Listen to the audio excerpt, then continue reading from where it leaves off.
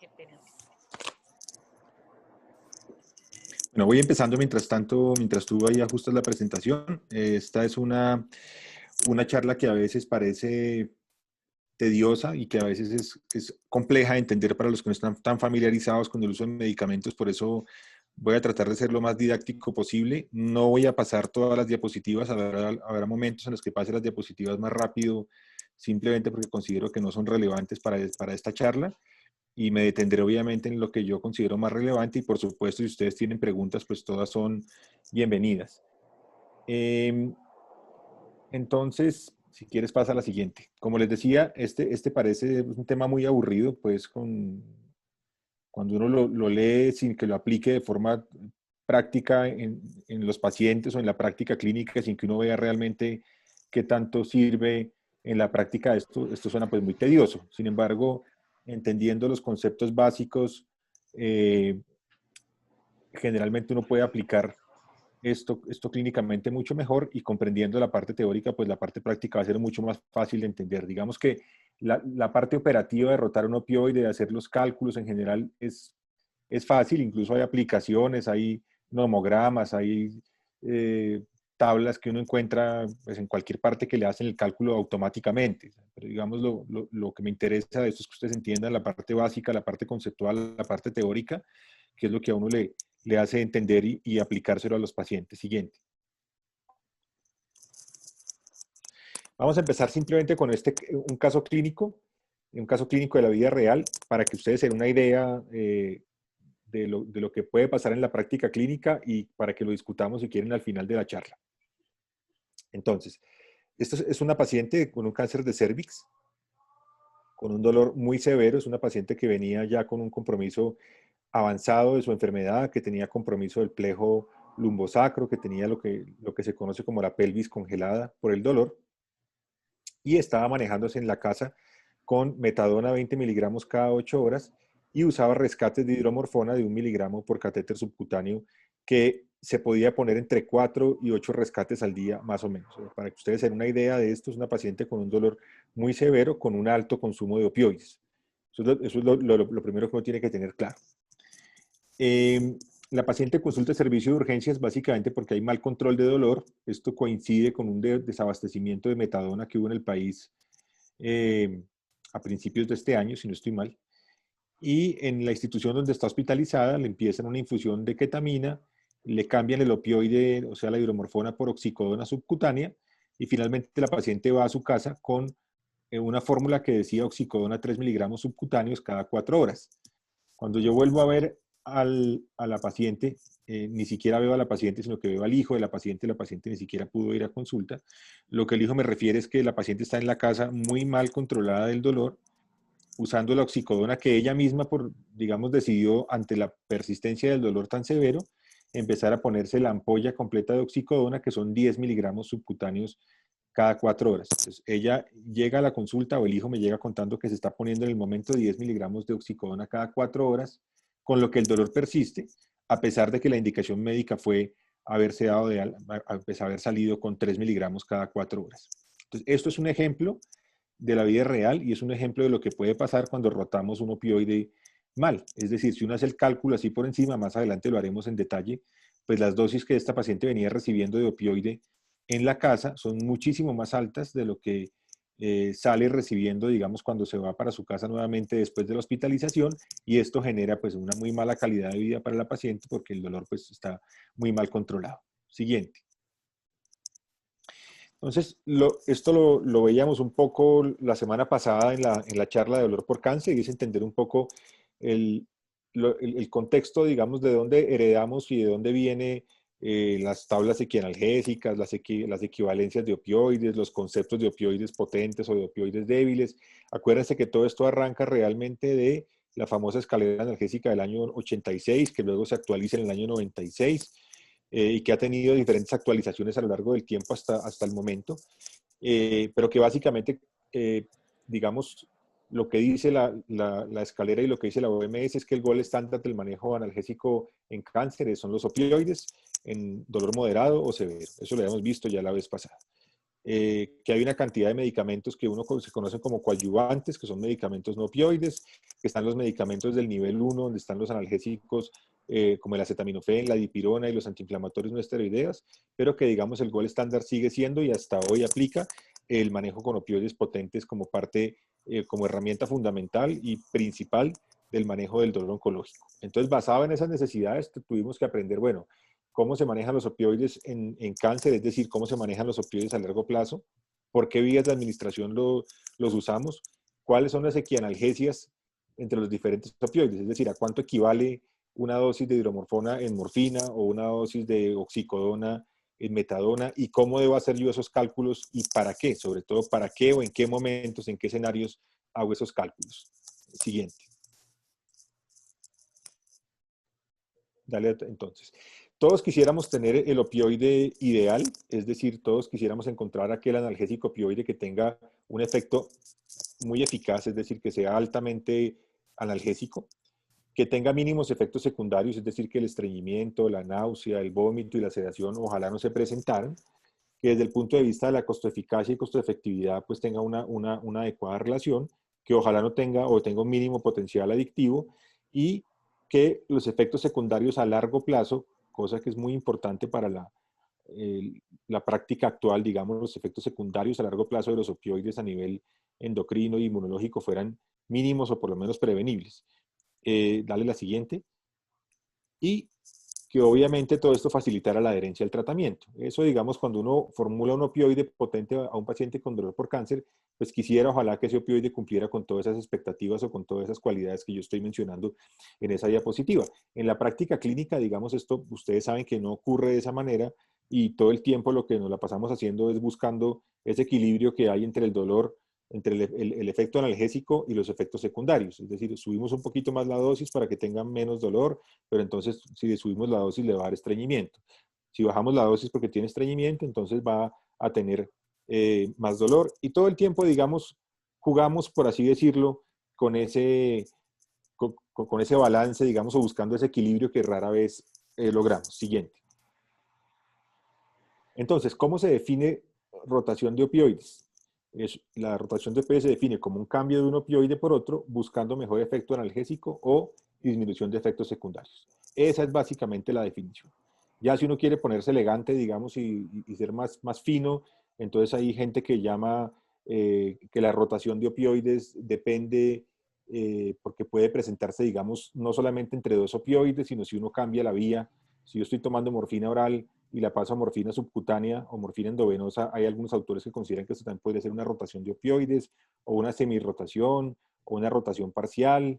Bueno, en fin, pero en general, y muy importante, además de la definición, que conozcan las 12 indicaciones fundamentales. Es decir, ¿por qué rotamos un opioide? O porque el paciente tiene mal control de dolor, o porque hay efectos secundarios, o porque aparecen las dos cosas. Que en un paciente con cáncer, por ejemplo, no es infrecuente que eso ocurra. Una tercera cosa que pasa, también muy frecuente en el paciente oncológico, es que la condición clínica del paciente cambie de manera súbita. ¿Qué quiere decir eso?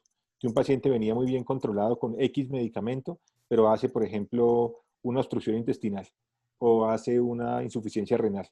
Entonces, ese medicamento con el que el paciente venía controlándose, súbitamente ya no es un medicamento que se pueda dar. Si un paciente viene tomando morfina en gotas, por ejemplo, para el manejo del dolor y hace una obstrucción intestinal, pues obviamente la vía oral queda suspendida y habrá que buscar una vía de administración diferente. Si un paciente viene tomando morfina oral y hace una falla renal, probablemente el perfil de la morfina en pacientes con falla renal no sea el mejor y nos veremos obligados entonces a cambiar de medicamento. Siguiente. Entonces, ¿cuáles son los objetivos? ¿Qué buscamos cuando vamos a rotar un opioide? Lo primero, lo que ya mencioné, lograr un balance entre la analgesia y los efectos secundarios, permitir un ascenso suficiente de dosis que nos permita controlar razonablemente el dolor y en general, como ya lo vamos a ver, la evidencia en lo que se sustenta todo esto es muy pobre y muy antigua. ¿Qué quiero decir con esto? Que los primeros estudios que se hicieron buscando relaciones equianalgésicas se hicieron hace más de 50 años. Muchos de esos estudios se hicieron en pacientes que no tenían cáncer o se hicieron en pacientes que tenían otros tipos de dolor o que tenían un dolor de intensidad de una corta duración, por ejemplo, en pacientes con dolor agudo o en pacientes con dolor posoperatorio, que son obviamente modelos de dolor muy diferentes al modelo de dolor oncológico. Y de ahí se extrapolaron algunos datos, digamos, algunos eh, conocimientos que se ha venido transmitiendo de manera por tradición oral durante los últimos 50 años hasta el día de hoy, sin que realmente haya una documentación o publicaciones sólidas que nos permitan saber, bueno, realmente esto que hacemos lo hacemos por estas razones, o es que tenemos una experiencia de muchos pacientes, o es que hay estudios clínicos que soportan la rotación de esta manera, pero eso desafortunadamente no ocurre. De hecho, uno puede encontrar muchas formas de rotar opioides. Si ustedes buscan o han leído, pues habrá muchas publicaciones, muchos consensos, muchas tablas equianalgésicas distintas que en general, digamos, no es que varíen mucho, pero pueden variar. Siguiente.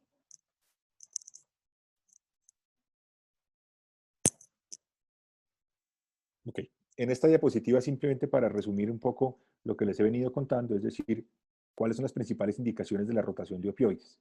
Toxicidad secundaria a opioides, y aquí vale la pena hacer una diferenciación, y es decir, una cosa es toxicidad, otra cosa son efectos secundarios o efectos adversos más comunes.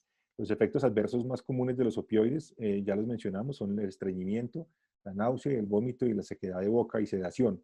Son como en su orden los más frecuentes. Esos son efectos secundarios que uno prevé que ocurran en un porcentaje importante de los pacientes que usan opioides.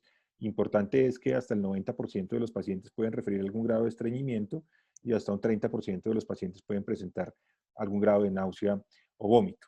Entonces, ¿por qué hago la aclaración? Porque eso, a veces los pacientes usan la expresión alergia a los opioides o intoxicación por opioides. Entonces, a un paciente le dice a uno en la consulta, no, es que yo soy alérgico al opioide. ¿Por qué? No, porque es que me dieron morfina y vomité.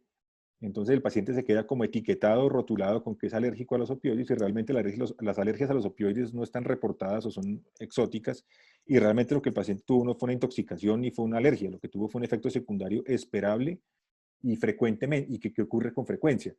Entonces eso es importante explicarle a la gente, porque nada más peligroso que a un paciente con cáncer con dolor severo lo rotulen como alérgico a los opioides o que se intoxicó. Son cosas distintas. Y siempre, obviamente, hay que manejar los efectos secundarios. Es decir, cuando uno da un opioide, debe estar preparado para manejar los efectos secundarios más frecuentes. Si los efectos secundarios no mejoran, pues hay alternativas de rotar opioides, como ya lo estoy mencionando acá. Y la toxicidad, cuando uno habla de toxicidad secundaria de opioides, digamos que la toxicidad es un término que hace referencia básicamente como a tres cosas. Hace referencia a la hiperalgesia inducida por opioides, hace referencia a las mioclonías y hace referencia a al delirium. O sea, cuando un paciente presenta delirium con las primeras dosis de opioides o presenta mioclonías, eso es una indicación de rotar inmediatamente el opioide. Eso no es un efecto secundario esperable, eso se llama neurotoxicidad y por esa razón es indicativo rotar el opioide inmediatamente. Y ahí ustedes ven otras indicaciones de la rotación de opioides, como puede ser la situación clínica del paciente, que ya lo mencionamos, las consideraciones prácticas, por ejemplo, pues si yo vivo en un sitio donde no hay X medicamento, pues me toca adaptarme a lo que tenga en el sitio donde trabajo y esa podría ser una indicación, digamos, no tradicional de rotar un opioide, que a veces en nuestro país pues nos toca hacerlo por las condiciones que cada uno maneja en el sitio donde ejerce. Siguiente.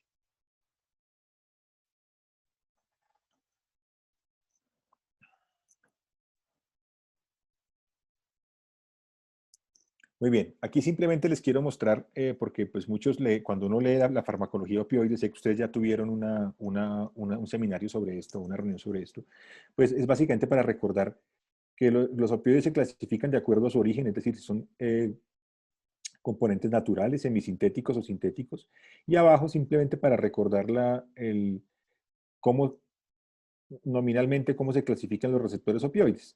Pues clásicamente todos aprendimos los famosos receptores mu, kappa, delta, ¿sí? Estos receptores opioides mu y kappa, delta, digamos, se han llamado clásicamente en la literatura así, esa nominación sigue vigente, pero es importante entender que esto se hizo en la era antes de clonar los opioides, que más o menos ocurre en el año 92, 93, y después de esos años se logra clonar, es decir, logramos identificar y caracterizar los receptores opioides y con esto empezamos a entender una cantidad de cosas que nos que nos permiten hoy en día saber, ok, por esta razón, si los receptores son de esta u otra manera, por esta razón es que rotar un opioide sirve.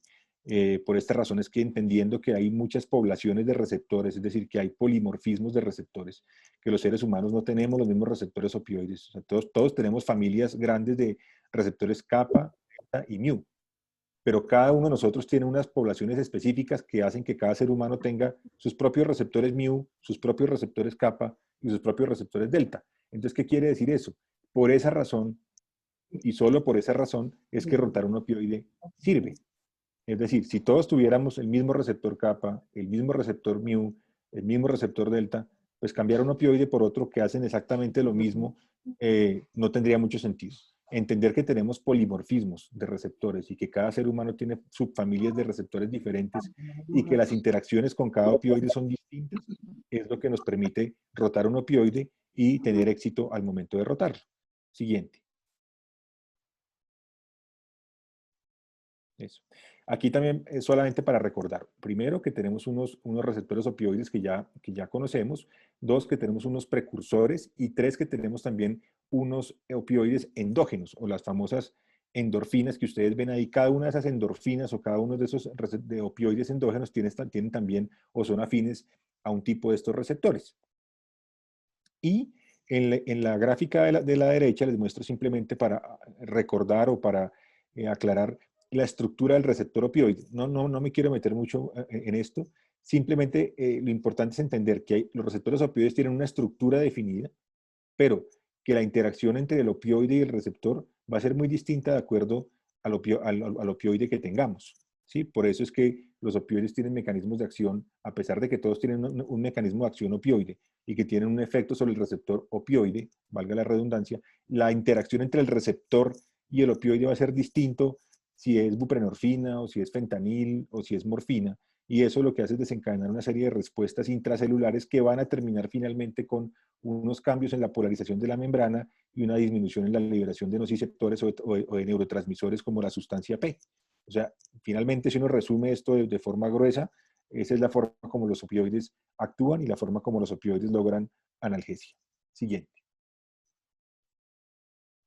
Aquí simplemente un poco más de lo mismo, mostrar qué es lo que pasa con un receptor opioide cuando interactúa con su receptor y cuáles son los múltiples mecanismos intracelulares que desencadena para llevar finalmente a la analgesia. Siguiente.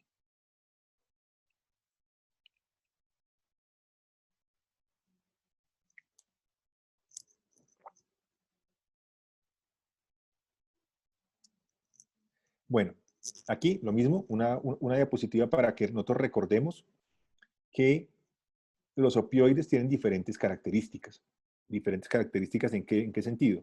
En cuanto a su vida media, en cuanto a su biodisponibilidad por vía oral, en cuanto a su volumen de distribución, en cuanto a la presencia o no de metabolitos activos, en cuanto al inicio de acción, en cuanto a la biodisponibilidad, etcétera, etcétera. Entonces, claro, todos son analgésicos potentes, todos actúan sobre el receptor opioide, todos son excelentes analgésicos, pero no todos son iguales. Entonces uno tiene que conocer por lo menos las cosas básicas de los opioides que más frecuentemente utilizamos para formularlos adecuadamente. Me explico, o sea, si uno va a prescribir morfina oral a un paciente, pues uno sabe que de acuerdo a la vida media de la morfina, pues la prescripción correcta de la morfina debe ser cada 4 o cada 6 horas. No tendría sentido formular la morfina cada 8 o cada 12 horas, porque eso va a hacer que el paciente tenga dolor antes de tiempo. Eso es lo que se conoce como el efecto de fin de dosis. No tiene sentido que si yo voy a formular oxicodona de liberación retardada que está diseñada para darse cada 12 horas, pues le vaya a dar al paciente otro opioide de liberación retardada o vaya a combinar dos opioides que son de liberación retardada, porque eso obviamente favorecería la aparición de toxicidad opioide y de riesgo de efectos secundarios como la depresión respiratoria. Entonces es importante que conozcamos esto y es importante que tengamos familiaridad por lo menos con los opioides que más frecuentemente utilizamos. Siguiente. Bueno, a esta la pasamos rápido, simplemente para recordar el concepto de polimorfismos de receptores y que a pesar de que hay en la teoría 3 tipos básicos, cada uno de ellos se divide en subfamilias o en subtipos que están localizados en diferentes estructuras del sistema nervioso central, en la médula espinal y en la periferia, que cada uno ejerce un efecto fisiológico y que cada uno además tiene unos ligandos endógenos que son las famosas endorfinas que tienen, entre otras cosas, pues un efecto analgésico inicial cuando se produce, digamos, el dolor y cuando se activan los mecanismos del organismo para aliviar el dolor. Siguiente. Te veo como enredada, Martica, con la cambiada de diapositivas.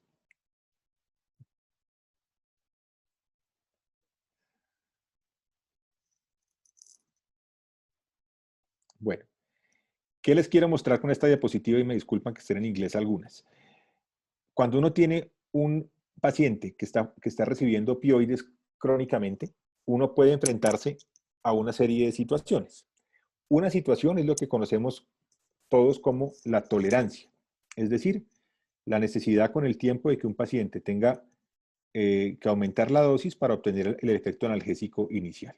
Eso es lo que se conoce como tolerancia, que no es una cosa, digamos, que es solamente de los opioides. Puede haber tolerancia con diferentes medicamentos, o puede haber tolerancia con el alcohol, o puede haber tolerancia con las benzodiazepinas, etc. Dos, que el paciente empiece a hacer fenómenos, un fenómeno que se conoce como la hiperalgesia inducida por opioides. Es decir, cuando uno lo lee así, lo que se imagina es que al paciente le dan el opioide y le duele más. Digamos, es una cosa más compleja que eso, pero que es entendida como que hay una respuesta paradójica y el paciente empieza no solamente a no tener efecto analgésico, sino a tener zonas de dolor que antes no tenía, o a tener toxicidad. Digamos que la hiperalgesia inducida por opioides hoy en día se considera como, como ya le mencioné, un equivalente en neurotoxicidad. Y la tercera cosa que puede estar ocurriendo es que el estado clínico del paciente haya empeorado.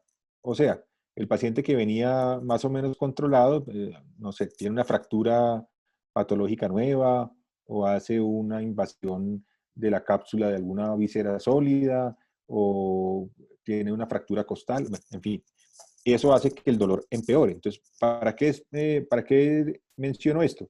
Es para que uno cuando evalúe un paciente al que va a aumentarle la dosis del opioide, evalúe que las posibilidades a las que se está enfrentando son estas. El paciente puede tener tolerancia, puede tener hiperalgesia o puede tener progresión de la enfermedad. Y en un paciente con cáncer con su complejidad, pues no es extraño que uno tenga las tres cosas. O sea, uno puede tener un paciente que progresa y que tiene nuevas fuentes de dolor, pero también que está tolerante al opioide. Entonces, esas cosas explicarían las razones por las cuales tenemos que aumentar. Siguiente.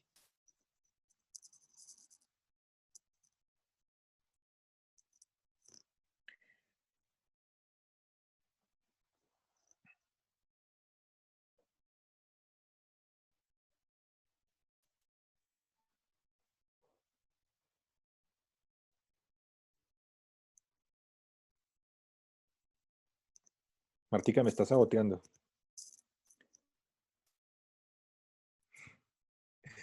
Qué pena. Bueno, aquí otra cosa que es importante tener en cuenta para entender la rotación de opioides es lo que se conoce como la tolerancia cruzada. ¿Qué quiere decir eso? Tolerancia cruzada simplemente quiere decir que mientras yo estoy tomando el opioide A, voy haciendo tolerancia de manera paralela con el opioide B. ¿Sí? Eso es lo que se conoce como el fenómeno de tolerancia cruzada completa. Eso en la práctica clínica no existe. ¿Por qué es importante eso? Porque eso es lo que explica por qué razón cuando yo voy a rotar un opioide, cuando ya tengo la dosis del nuevo opioide, tengo que disminuir la dosis un porcentaje y no darle la dosis fija.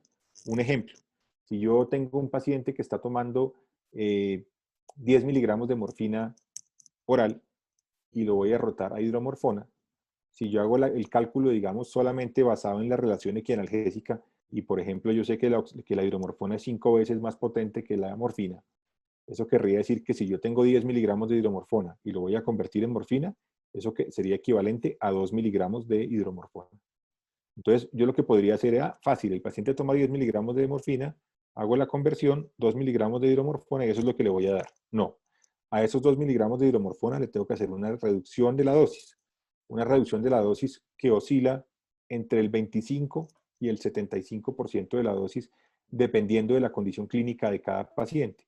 ¿Por qué razón hacemos eso? Porque no hay un fenómeno de tolerancia cruzada completa, sino que es incompleta. O sea, no hacemos tolerancia a un medicamento porque el otro, por ir tomando un medicamento, hacemos tolerancia de manera, digamos, paralela al opioide B. Siguiente.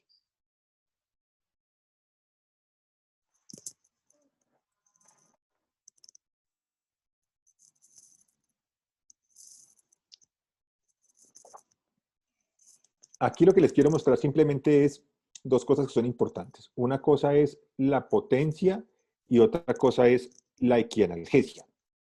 Me explico. Uno no puede decir que hay dos opioides potentes en el que uno sea mejor que el otro. ¿Sí?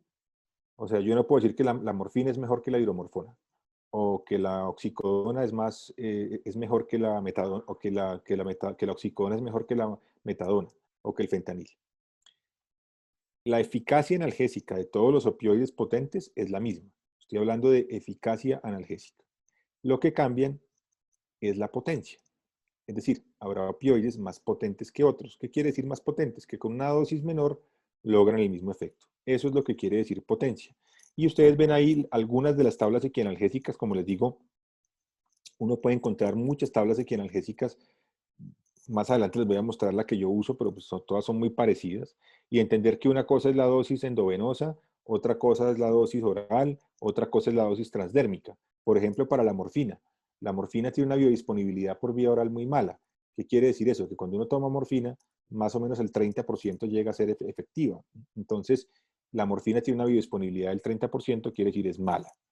Pero si yo pongo una dosis de morfina por vía endovenosa, pues la biodisponibilidad de la morfina por vía endovenosa, como la biodisponibilidad de la mayoría de los medicamentos endovenosos es 100%.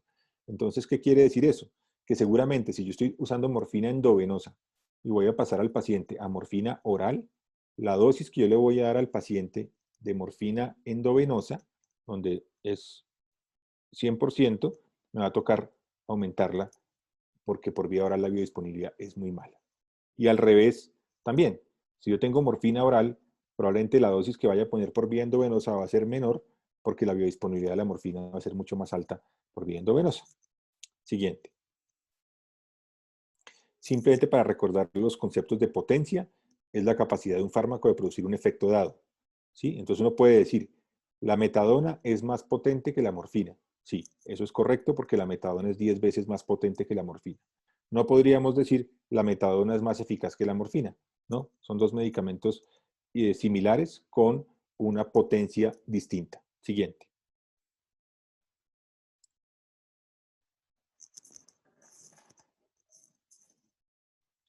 Y la tolerancia, como ya la habíamos visto, es la necesidad de aumentar de forma progresiva la dosis de un fármaco para obtener el efecto analgésico que teníamos con la dosis inicial. Esto es una cosa que ocurre muy frecuentemente con los pacientes que reciben medicamentos para el dolor y, digamos, eso está más o menos medido, pero es frecuente que solamente por tolerancia en los primeros 6 meses los pacientes aumenten la dosis inicial. Así el paciente no haya progresado, así el paciente esté bien, solamente por el fenómeno de tolerancia que uno tiene o uno espera que ese fenómeno ocurra. Siguiente. Entonces, como ya lo hemos mencionado, la anterior,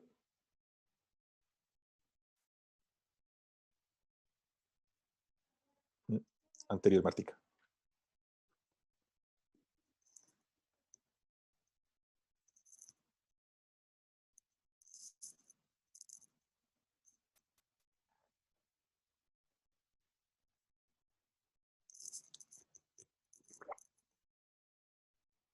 Esa, ok.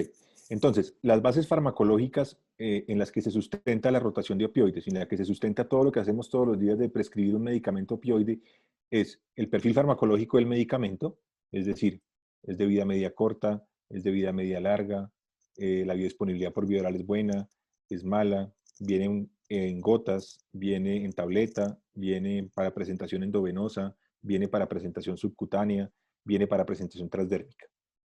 La respuesta analgésica. Habrá pacientes que responden mejor a un analgésico que otro.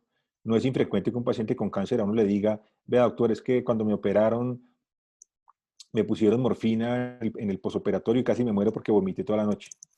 Entonces uno de entrada dice, ok, ya no le voy a poner morfina a ese paciente porque ya sé que presenta un efecto secundario importante y no se la voy a poner. ¿Sí? O un paciente adulto mayor que dice, no, a mí me pusieron hidromorfona hospitalizado y hizo un delirio. Uno dice, ah, ok, ya a ese paciente no le pongo hidromorfona. Tener en cuenta los fenómenos de tolerancia cruzada que ya les mencioné, la variabilidad individual que obviamente es característica de cada uno de nosotros y el perfil de toxicidad de cada medicamento. Siguiente. Ok. Aquí en esta diapositiva es simplemente, nuevamente, más de lo mismo, factores que potencialmente pueden influir la selección de un opioide o la rotación del mismo. Entonces, fíjense cómo está la edad del paciente, si es un niño, si es un anciano, las comorbilidades, si el paciente tiene enfermedad hepática, si hace una falla renal de nuevo, si está obstruido, el uso de medicamentos concomitantes, por ejemplo, con la metadona ocurre que se prolonga el QT, entonces tenemos que tener cuidado cuando usamos medicamentos que prolonguen el QT con la metadona, que el conocimiento de los médicos, las habilidades de cada médico y la confianza, digamos, que tengan de acuerdo a cada medicamento. No todos somos expertos en manejar todos los medicamentos. Entonces, esas cosas son importantes. Siguiente.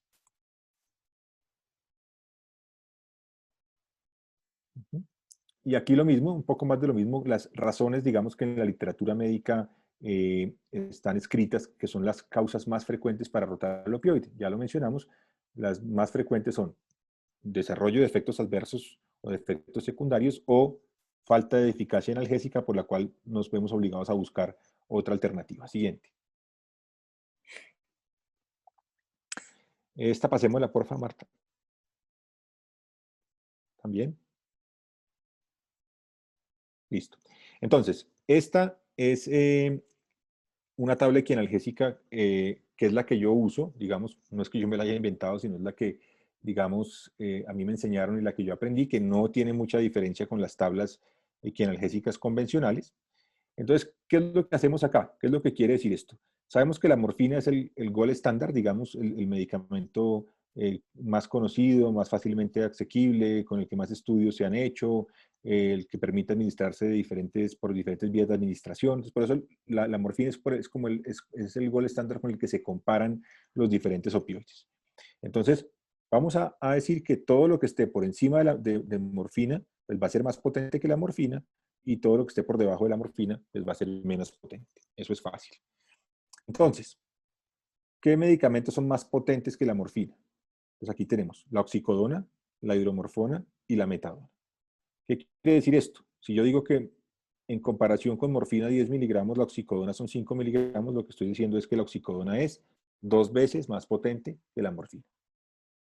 Si yo digo que la hidromorfona son 2 miligramos comparado con 10, estoy diciendo que la hidromorfona son 5 veces más potente que la morfina. Si yo digo que la metadona es 1 miligramo comparado con 10 miligramos de morfina, estoy diciendo que la metadona es 10 veces más potente que la morfina. Eso no tiene mucho misterio. Y de para abajo, empecemos con lo fácil. Codeína y tramadol que comparten la equivalencia, es decir, 10 miligramos de morfina equivalen a 100 miligramos de codeína o 100 miligramos de tramadol. ¿Qué estamos diciendo ahí? Que la codeína y el tramadol son 10 veces menos potentes que la morfina. Y aquí aparecen dos medicamentos, uno que es el tapentadol, no sé si todos estén familiarizados con el tapentadol, que tiene una equianalgesia, digamos, discutible de 3-1, es decir, que podría ser 3 veces menos potente, y la hidrocodona, que en Colombia se consigue en combinaciones fijas, es decir, unido al acetaminofén o unido a algún antiinflamatorio no esteroideo, y que de acuerdo pues, a la literatura que uno revise, podría ser entre 3-1 a 1-1. Es decir, para algunos autores la hidrocodona es 3 veces menos potente que la morfina, para otros autores es 1-1, es decir, es equipotente con la morfina. Siguiente, Martica. Y hablemos brevemente de las presentaciones transdérmicas, es decir, de los parches. En Colombia tenemos disponibles dos sistemas transdérmicos de opioides. Tenemos los parches de buprenorfina y tenemos los parches de fentanilo. Entonces, como estos medicamentos son posteriores y estos medicamentos se han fabricado posteriormente, esos medicamentos dentro de su proceso de fabricación, digamos, cada laboratorio tiene ya sus equianalgesias instauradas, que más adelante se las voy a mostrar. Generalmente las equianalgesias con los parches también se miden en términos de miligramos de morfina por vía oral. Entonces, aquí ven ustedes en rojo, morfina 10 miligramos vía oral. Entonces uno puede decir que un consumo de 60 miligramos de morfina vía oral en 24 horas van a equivalen, a un parche de buprenorfina de 35 microgramos. Ya les voy a mostrar eso. O a un parche de fentanil de 25 microgramos. Esa es la forma como uno saca las equianalgesias de los medicamentos por vía oral y cuando pretende rotar a un paciente a un sistema transdérmico de opioide. Siguiente.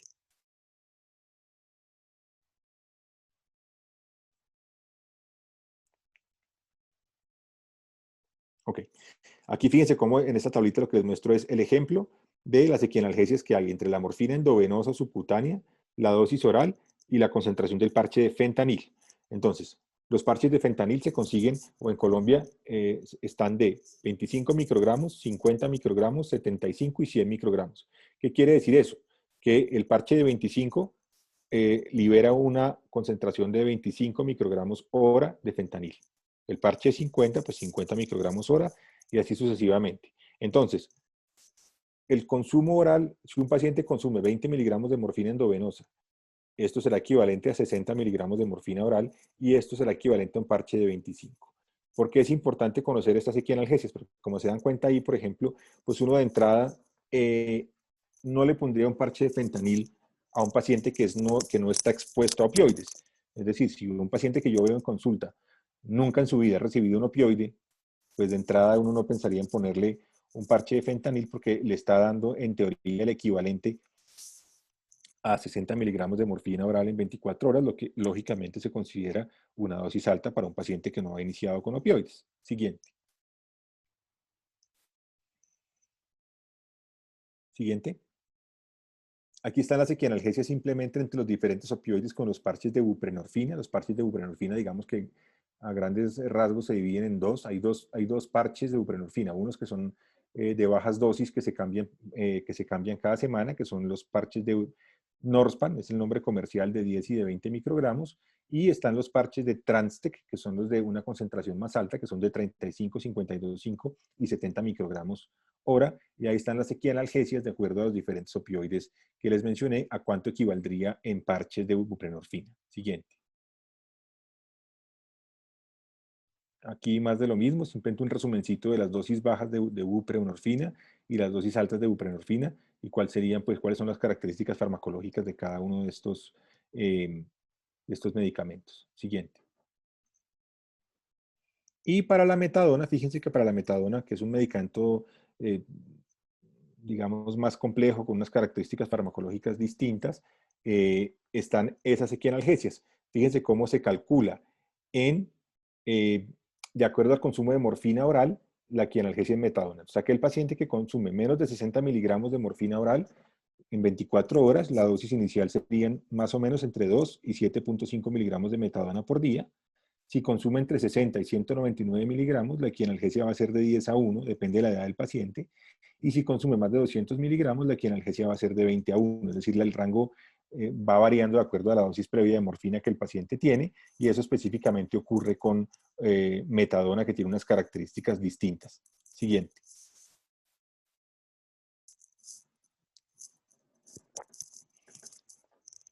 Acuérdense que con la metadona, digamos, hay unas precauciones especiales, sobre todo en lo que tiene que ver con la toma de electrocardiograma por el riesgo de prolongación del QT.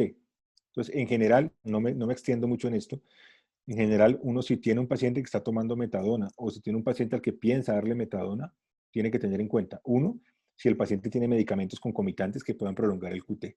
O dos, digamos, sería recomendado tomar un electro de base, digamos, y tener como un QT de referencia de cada paciente, de referencia para hacer el seguimiento, eventualmente si uno quiere aumentar la dosis o si hay un cambio en la condición clínica del paciente. Siguiente.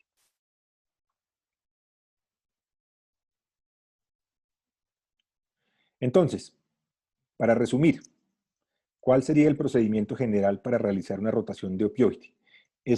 Les recomiendo, digamos, este libro, esa referencia que ustedes ven abajo, está gratis en Google, lo consiguen, es un libro español, la edición del año pasado, que se llama así, Manual de Rotación de Opioides, pero me parece un libro que está muy completo, que revisa las características farmacológicas de cada opioide, que revisa los mecanismos de acción y que le da, pues obviamente, una explicación mucho más detallada a la rotación de opioides. Se los recomiendo a todos ahí que lo busquen en Google y lo bajen. Está bastante claro y bastante bueno.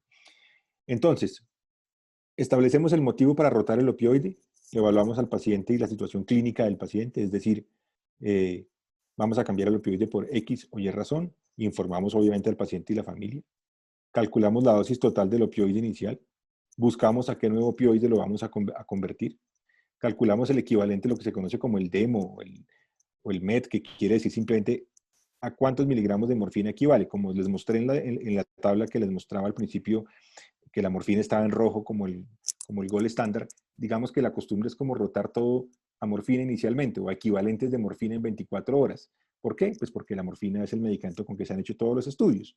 Entonces, por ejemplo, si yo tengo un paciente que está tomando 40 miligramos de oxicodona al día y lo quiero rotar a metadona, entonces uno podría decir, ok, 40 miligramos de oxicodona al día, vamos a convertirla a morfina. Sabemos que la oxicodona es 2 veces más potente que la morfina. Entonces, si uno tiene 40 miligramos de oxicodona, podría decir que tiene más o menos 80 miligramos de morfina oral en 24 horas. Y luego entonces ya, habiéndolo convertido a morfina, uno dice, ok, ahora miremos de morfina a metadona, ¿cuál es la aquí analgesia? Entonces sabemos que es 10-1. Entonces uno va más o menos 80 miligramos de morfina oral equivaldrían a 8 miligramos de metadona en 24 horas. Más o menos así.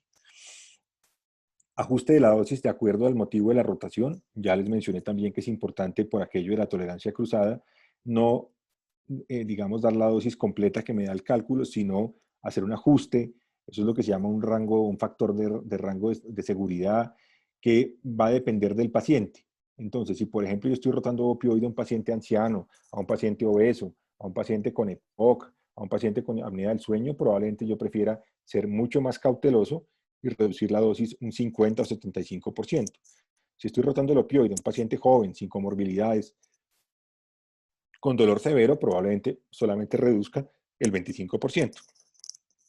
Entonces, una vez hacemos eso, hacemos el ajuste de la dosis, siempre no se les olvide, como lo decían los lineamientos del dolor por cáncer, dejar la posibilidad de un medicamento de rescate para las crisis de dolor y vigilancia estrecha del paciente una vez se haya ejecutado o haya sido efectiva la rotación de opioides.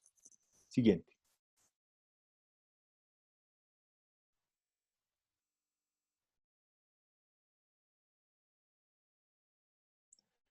Entonces, para concluir, ¿qué podríamos decir entonces? Que la rotación de opioides es una estrategia terapéutica donde un opioide es reemplazado por otro buscando disminución de efectos secundarios o mejoría del dolor. Pues ahí están las causas más frecuentes de rotación de opioides.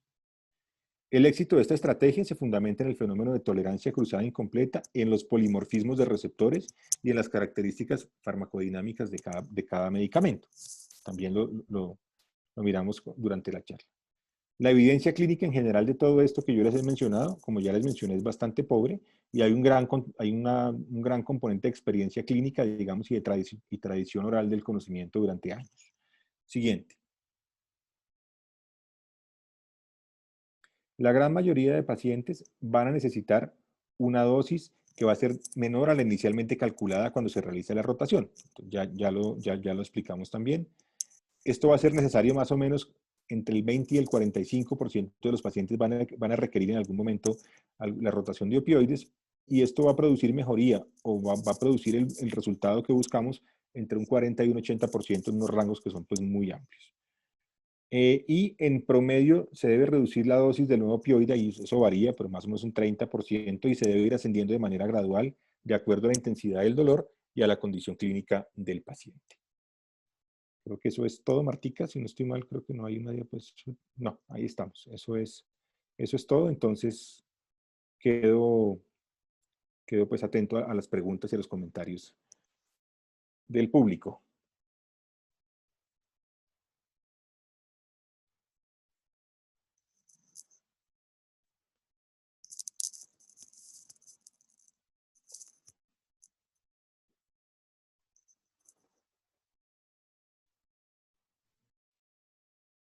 Si hay alguna pregunta con respecto a esto, si quieren hacerla por aquí por el chat o quieren intervenir, como la vez pasada.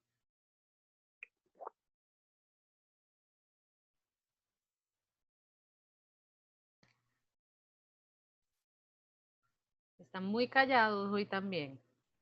Sí.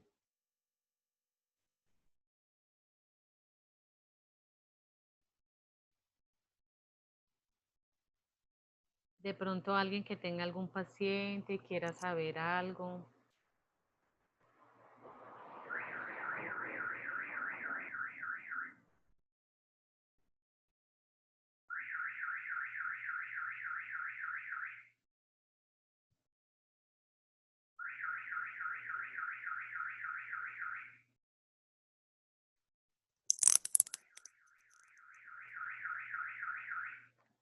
Si alguien quiere hacer preguntas por el chat interno o quiere contar algún caso clínico de algún paciente que tenga, no sé. Sí, hay una en ¿tú tienes el chat allí? ¿La puedes ver Sí, o te la sí, leo? déjame ver. Doctor, usted decía que en el momento de cambiar a morfina oral se debe aumentar la dosis. ¿Qué tabla se puede utilizar?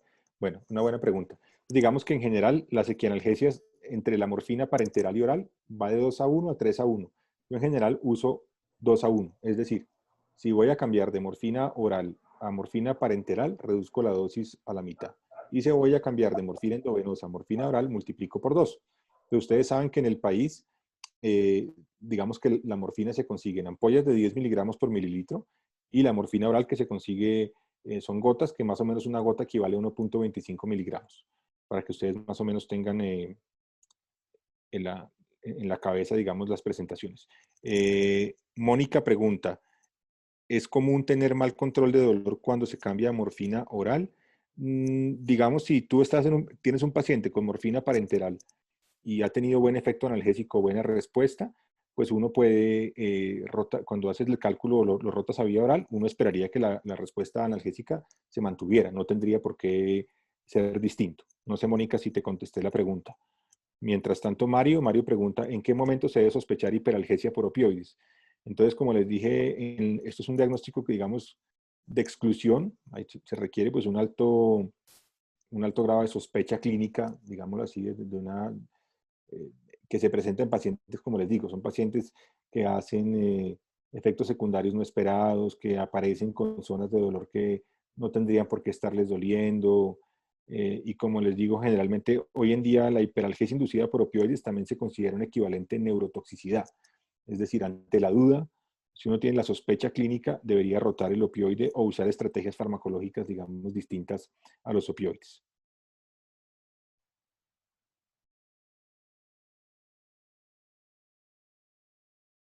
Pues ahí el chat está activo para los que les da pena entonces el chat, ahí pueden por el chat escribir. Hola, buenas noches. Doctor Juan, yo tengo una preguntita. Bueno, yo tengo un caso clínico que me gustaría compartir y pues escuchar su opinión. Yo en la UCI tengo Claro. un pacientico de 63 años de edad. El paciente tiene una enfermedad hepática severa, tiene una cirrosis hepática por alcohol y tiene un child, en la clasificación de Child-Pugh le da clase 3. Hizo falla renal, una citis de atención resistente a diuréticos, tiene una encefalopatía hepática, está en grado 2 y los familiares solicitan la asistencia de cuidados paliativos aquí en La Guajira.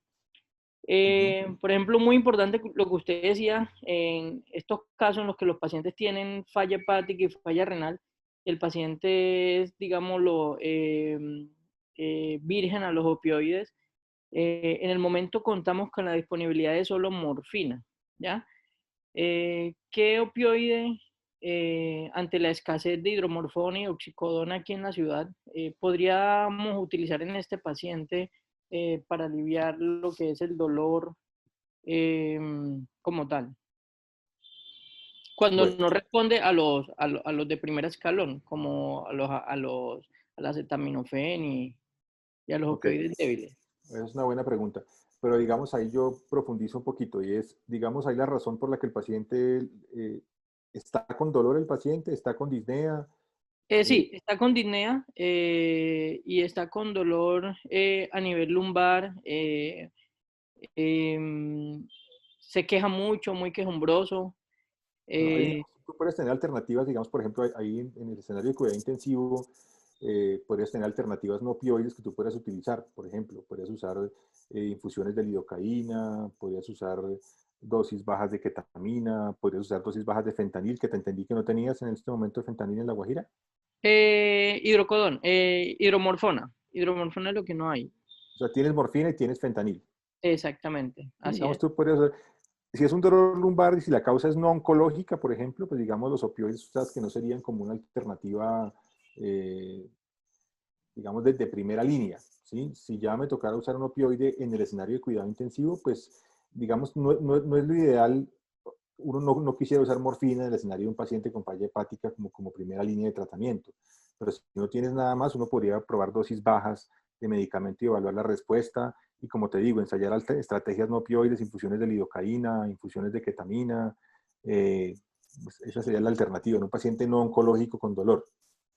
Ok, listo. Muchas gracias. Aquí me preguntan, paciente femenina de 40 años, epiléptica, quien usa opioides por neuritis intercostal severa. Ha ingresado 3 veces este año por estatus convulsivo. Pregunta, ¿los opioides disminuyen la biodisponibilidad de los anticonvulsivantes? Bueno, esa es una buena pregunta. En general, por ejemplo, hay algunos opioides que sí, como puede ser el tramadol. El tramadol, digamos, es un medicamento que, ahí está la discusión si es un opioide, si es un analgésico atípico, y el tramadol de hecho produce baja del umbral convulsivo y puede producir convulsiones. En general, los otros opioides no tendrían por qué disminuir el umbral de los anticonvulsivantes, pero más allá de eso, Sandra, lo que tú me preguntas es súper importante, digamos, de entrada, sin conocer la paciente ni nada, me hago la pregunta de qué hace una paciente con una neuritis intercostal severa, o sea, con un dolor no oncológico, usando opioides. ¿Sí? Ya de entrada, a uno le suena raro, digamos, no debería estar una paciente no oncológica tan joven usando opioides para el manejo de una condición no oncológica. Obviamente te estoy contestando sin conocer el 90% de la historia. Y las precauciones sí tendrían que, específicamente con tramadol, que sí puede generar convulsiones. No sé si contesté, Sandra, si te contesté la pregunta.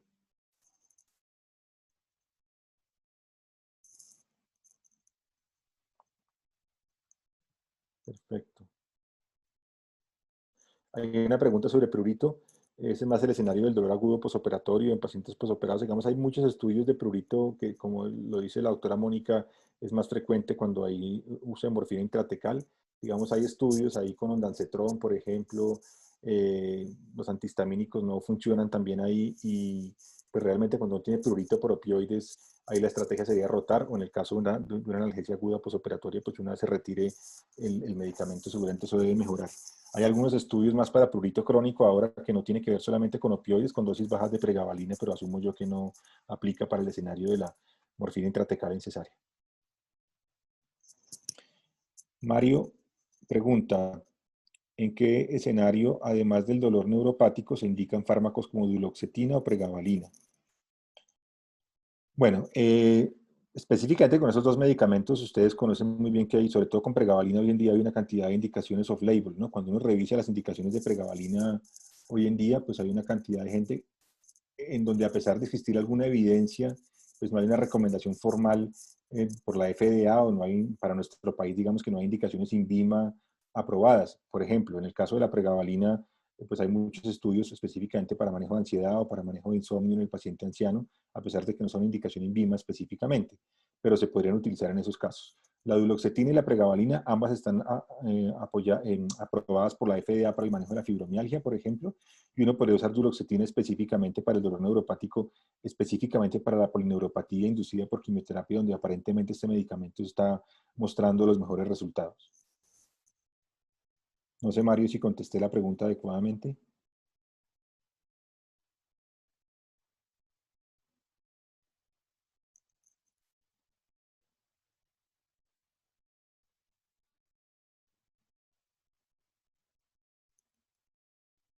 Bueno, no sé, Martica, creo que no hay más preguntas.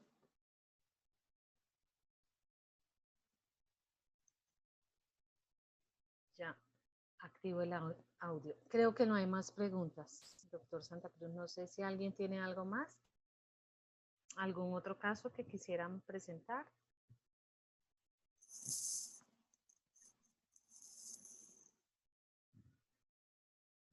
No.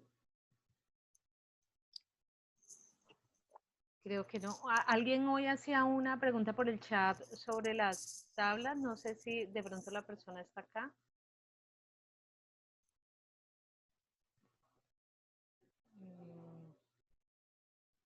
Si quieres, ve, yo la miro aquí porque de pronto pudiera ser interesante porque es como de lo mismo.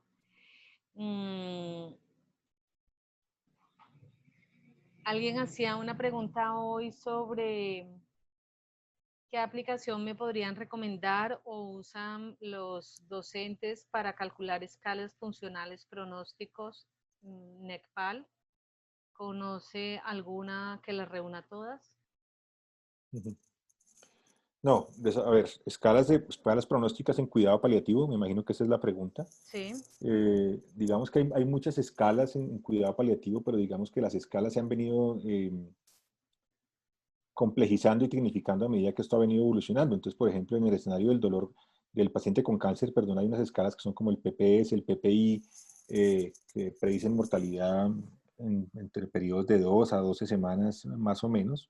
No hay una sola escala que lo reúna todo. Hay unas escalas que son más escalas de funcionalidad, pero que se correlacionan obviamente con la sobrevida de los pacientes. Ustedes saben que pues, obviamente el Karnofsky y el ECOG en los pacientes con cáncer específicamente. Y en el escenario del dolor no oncológico, pues digamos que cada enfermedad tiene sus escalas para predicción de mortalidad, pero digamos que no hay una escala que lo, que lo agrupe todo. Está la escala en pacientes ancianos, la escala de fragilidad, digamos que se puede usar, por ejemplo, ahora con la pandemia para rápidamente definir qué pacientes se podrían beneficiar o no de ingreso a cuidado intensivo. Bueno, eso es un tema súper complejo, pero no hay una escala, digamos, que lo agrupe todo. ya. Bueno, creo que si no hay más preguntas, entonces concluimos acá. Bueno, muchas gracias a todos por la paciencia y por quedarse hasta esta hora Sí, oyéndome.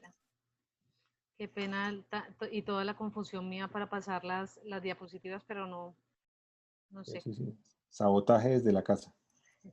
Eso lo vamos a ir mejorando con el tiempo. Bueno, Bueno, muchísimas igual, gracias. Martica, pues yo creo que tú quedas en contacto con ellos. Si posterior a la charla o alguna cosa alguien quiere mandar algún correo o se comunica contigo, pues yo quedo pendiente de lo que yo pueda ayudar también. Sí, voy a dejar si me autoriza, dejo su correo electrónico por si de pronto alguien quiere comunicarse con usted directamente a través del correo. Claro. Listo, perfecto. Bueno, Entonces, bueno, muchísimas gracias por habernos acompañado en el día de hoy. Recuerden que el viernes nos vemos nuevamente a las 5 de la tarde en la resolución de dudas con Paola Ruiz. Muchísimas gracias y hasta el viernes. Un abrazo para todos.